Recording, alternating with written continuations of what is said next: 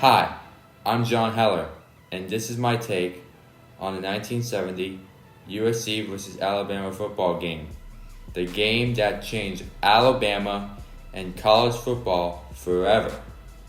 This year, the University of Alabama football team has won yet another national championship.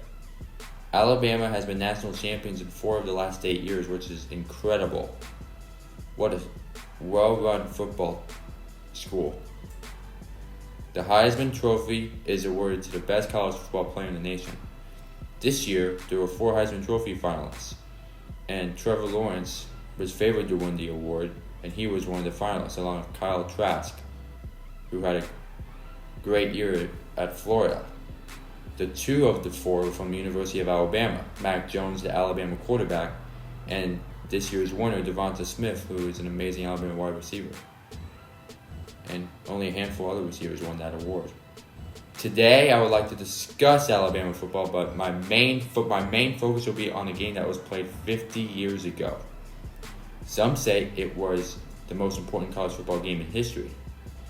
At the end of the 1969 season, the NCAA allowed teams starting in 1970 to add 1 additional game to their schedules.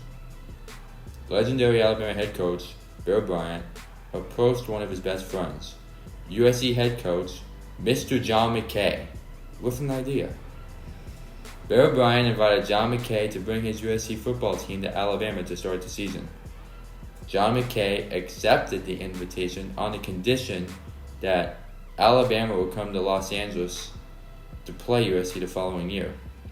So what made this game so significant was that this was the first time a fully integrated team, the USC Trojans, came to Alabama to play an all-white team, Alabama. USC's team has been integrated since the 1920s, but the University of Alabama admitted blacks to its school only a few years earlier, and there were no black players on the team. Remember, this is only 7 years after Governor George Wallace stood in the schoolhouse doors of the University of Alabama refusing to allow black students to enter, which is shameful, and only 6 years after the passage of the 1964 Civil Rights Bill, which of course Martin Luther King was involved in. The University of Alabama football team was one of many in the SEC conference that denied black players the opportunity to play football. Even then, the Alabama Crimson Tide was a pride of the South, with dominating teams winning national titles in 1961, 1964, and in 1965. The game it will be playing in 1970 against USC will be closely watched throughout the South and the whole nation. Some of the black players are fearful of going to the Deep South, not knowing what might happen, and actually brought weapons with them on the plane. When they arrived in Alabama and rode the team bus from the airport to their hotel, and the next day to the game, there were crowds of black citizens greatly cheering them on. The USC football team was not only integrated, its quarterback was black, as were a number of their star players. When the game was played, it ended, unsurprisingly, in a Trojan rout of 42-21 USC victory.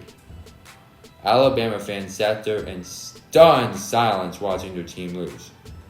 The story behind the story is what's most interesting. Bear Bryant really wanted to recruit black players to his team in order to continue to compete at the highest level. But unfortunately, he was unable to do so without the support of his fans. By having the fully integrated USC team come to Alabama and showcase in front of Alabama fans, it became obvious that in order for Alabama to be competitive, they had to integrate their team too. It worked not only for Alabama, but after this historic game, for teams throughout the South. Alabama played USC the following year in Los Angeles with a black player on their squad. Alabama beat USC. By 1972, the captain of the Alabama football team was black. Coach Bear Bryant and the Alabama Crimson Tide went on to win 3 more national titles in 1973, 1978, and in 1979. Bryant's record of 323 regular season wins, 85 losses and 17 ties broke the record for most games won by a college coach, an almost 80% winning percentage.